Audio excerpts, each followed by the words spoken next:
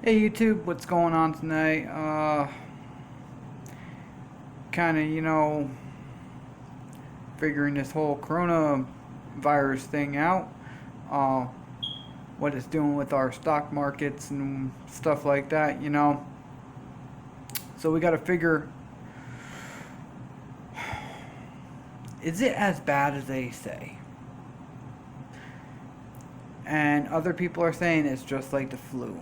But if it was just like the flu, why are they doing mass quarantines in other countries and possibly going to be doing that here soon? Uh, there's a whole bunch of states in the United States right now that have declared a state of emergencies, right? So, with that being said, why are we declaring states of emergency if it's just like the flu? Gotta ask yourself that. Alright? So, other things that have been going on. Now, you look at Washington, there's a moat that used to be the Unco Lodge Motel. I was watching another guide uh, by the name of Marfugel. If you haven't checked him out, check him out. Really good, really good. Uh, really good guy. He is on point with everything, and he does an amazing job. So if you have not checked Marfugel News out, check him out. Subscribe to him because he's on things. He's on top of things. Alright, so check him out. So, with all that being said, they're getting a motel, and they blacked out the Enco Lodge sign. They're making it a motel for COVID-19, aka coronavirus patients to recover. And it just goes on and on and on. I mean, we're at, I think there's like 100 and something cases now in the United States, and it keeps going up, keeps going up, keeps going up. All right, we're at what, 11 deaths? Most of it was elderly people, but you gotta start seeing that now. Apparently now there's two strains of this, right? So you know that it was biologically made. This is just not a regular flu.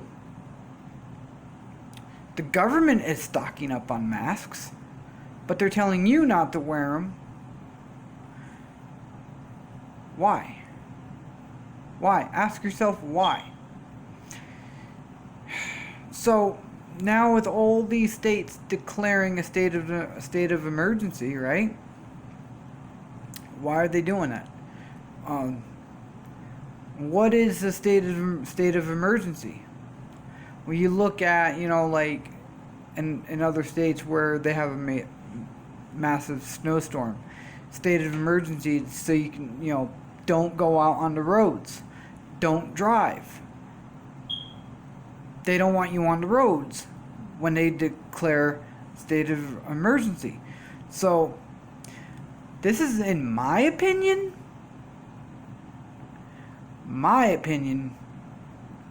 that state of an emergency is a soft martial law.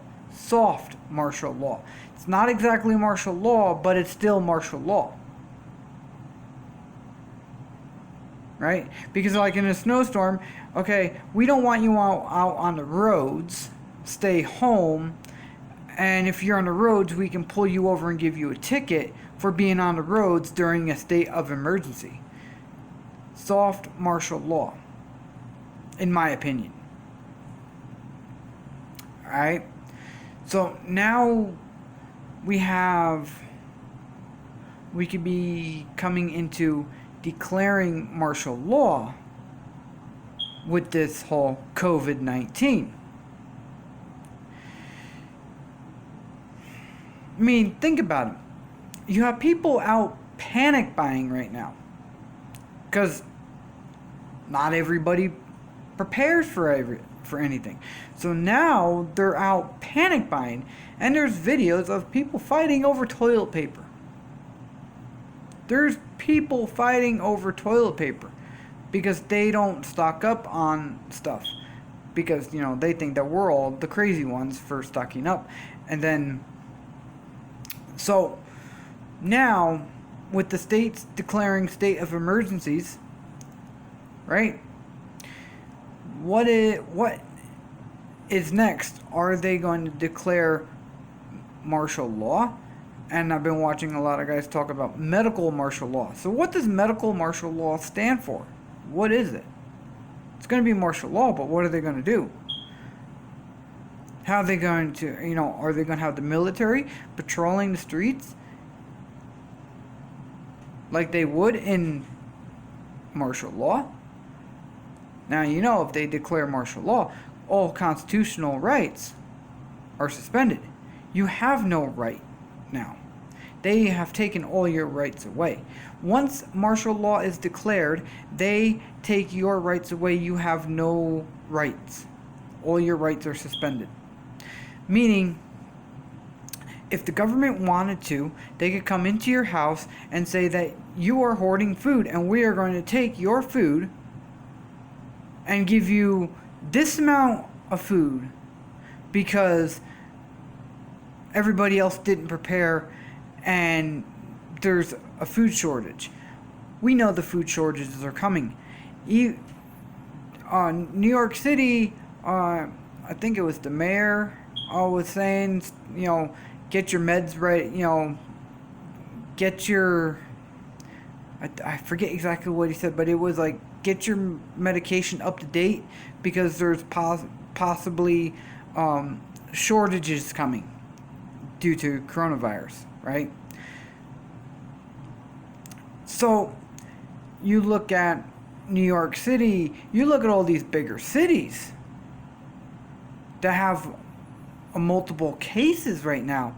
So how much of that is going to spread? And then are they, they're going to shut the entire city down? I mean, think about it. How much people are in New York City, LA, Chicago?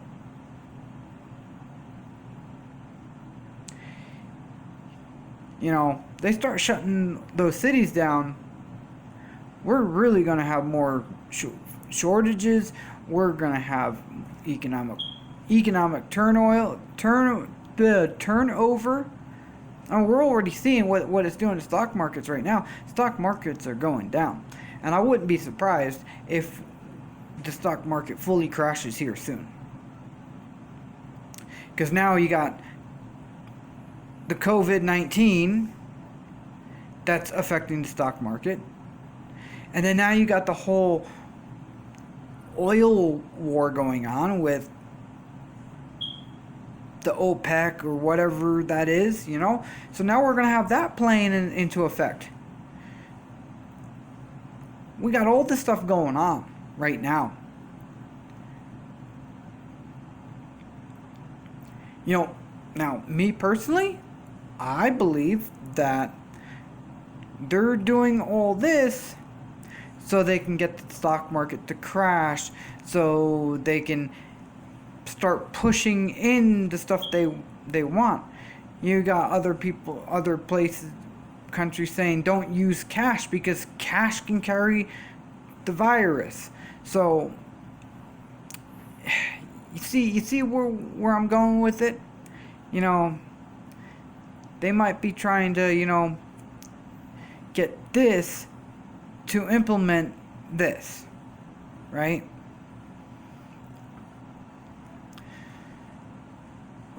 So medical martial law, state of emergencies going on.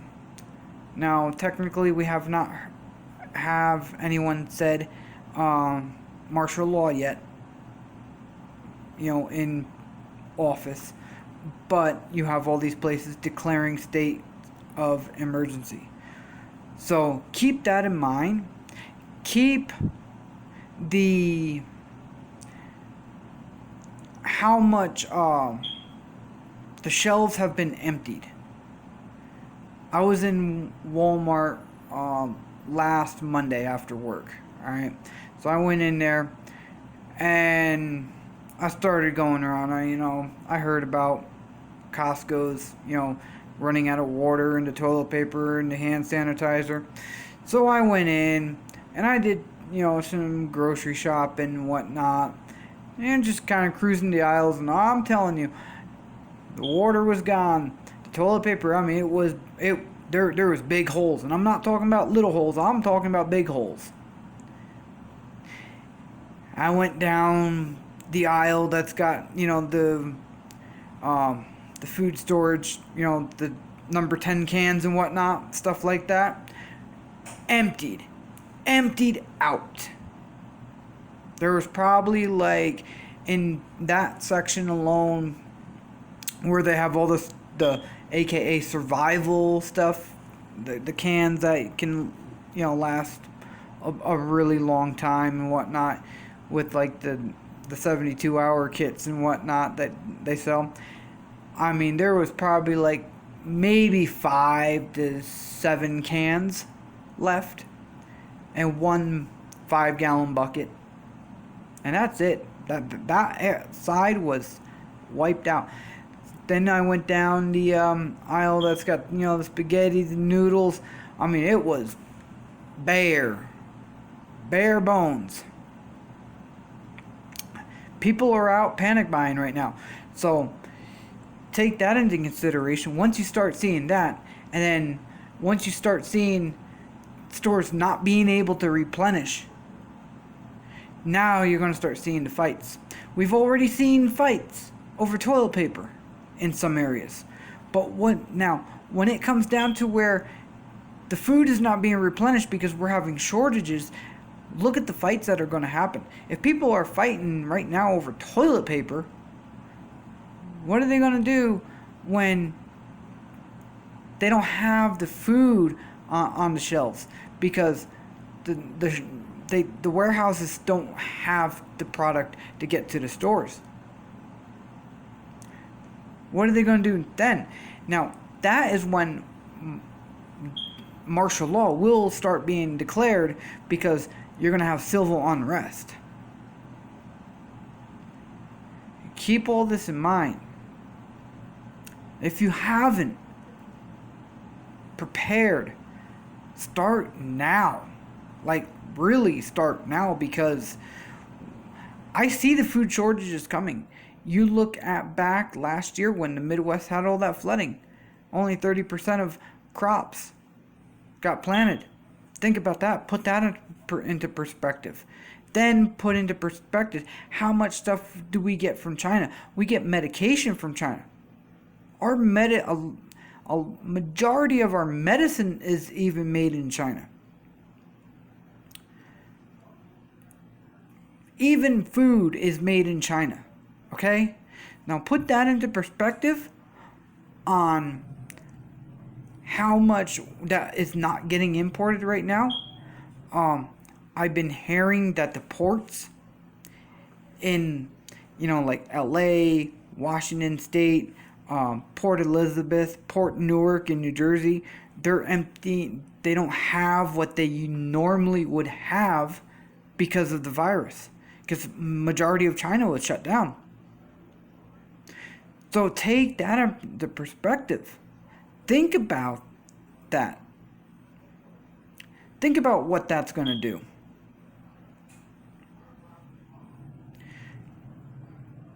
So with martial law, if they declare that, what are they going to do? Are they going to come to everyone's house and start testing people in their houses and say you have it? Okay, say you have it. Now they're going to test everyone in your family. Are they going to then separate your family? Are they going to, okay, your children are going to go here, your wife is going to go here, you're going to go here? Are they going to, like, almost put you in railroad cars like they did with the Holocaust, sounds like, oh, well, they wouldn't do that. Well, they didn't think that they would do that in the Holocaust now, right? Think about it. Keep it in perspective. Think about FEMA camps. Think about all that stuff.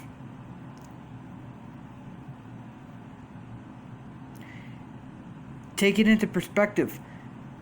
Remember, history repeats itself, right? Why does history repeat itself? Because people are stupid and they're gonna, oh, well, the government said this, and I must do what the government tells me to do. I'm gonna get in that railroad car. Bye-bye. Remember what happened. Remember, look at what's going on now. Open your eyes. Think for yourself. Don't have the mentality of, that won't happen to me, that won't happen here, because that is what will get you hurt. That is what will get you on a train car off to a concentration camp. Prepare yourself, prepare your family. If you haven't, come up with a plan. Come up with a bug out plan or a bug in plan. You really want to bug in, because bugging in, you're comfortable within your confines of where you live, because that's your home. But if you have to bug out, make sure you know where you're going to go. Get the plan in. Plan. Don't wait until it's too late. Plan now. I don't know what's going to happen. No one knows what's going to happen. But you can see the writing on the wall. The writing on the wall is here. Now everybody is like, everyone's panicking with this virus. Well, they had Ebola, a few years ago, SARS a few years ago. Nothing happened.